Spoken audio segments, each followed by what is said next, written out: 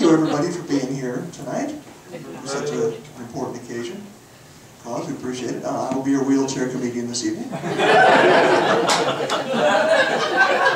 Now everybody up here tonight has some kind of disability, but let's be honest, whose picture's on the parking sign?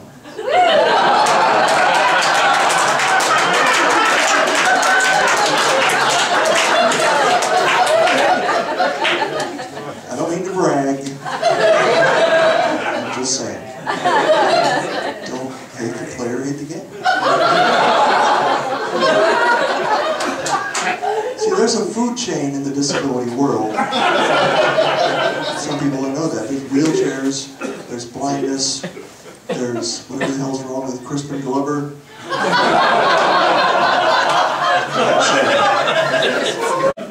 A lot of what I do when I come up and do comedy stuff, I like to educate people a little bit about what goes on with wheelchair people and what we deal with.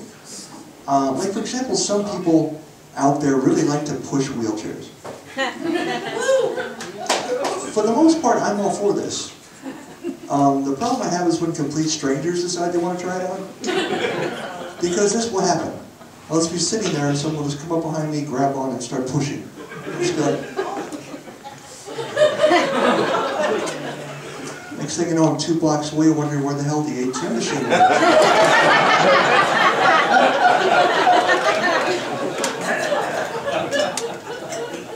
Okay, A, I am not a shopping cart. You don't just grab the closest one and take off with the deli counter. B, there's a legal term for what they're doing. It's called kidnapping.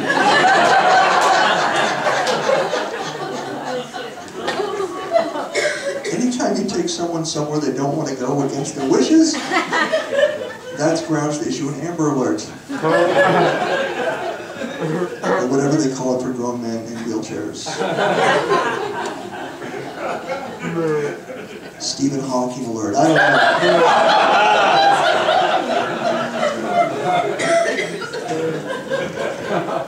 know. So let me give you all maybe a little piece of advice so you can avoid this problem with your four-wheel friends out there.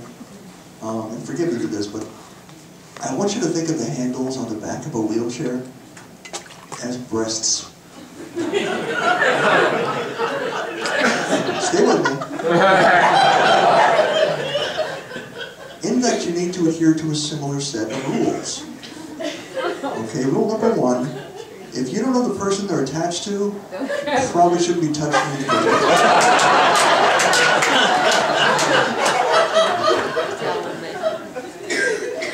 Rule number 2, take the time to let it happen naturally. Slow down, cowboy. Get to know the person first. Establish a connection.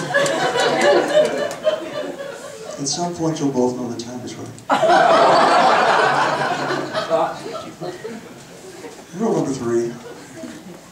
This is going to end up with me getting manhandled anyway. Can you just buy me a drink first?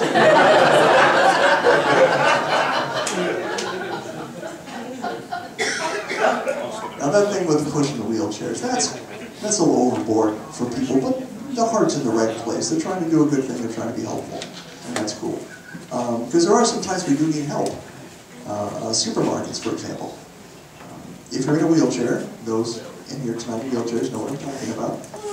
Every single food item or package you want will be on the top shelf, guaranteed. The only thing we're able to reach is like tampons and matzo balls, that's it.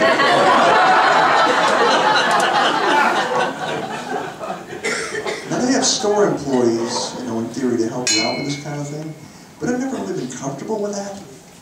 Have anyone else noticed that supermarkets tend to hire like disturbingly hot high school girls? Men my age don't want to talk to high school girls. Since Dayline NBC, we don't want to be in the same room.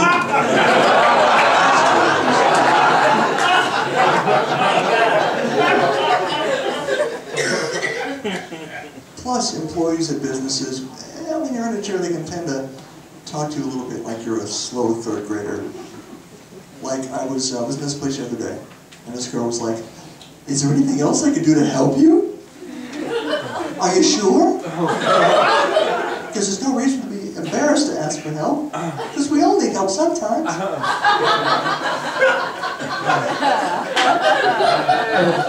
I was like, lady, can you please just finish the damn lap dance? I got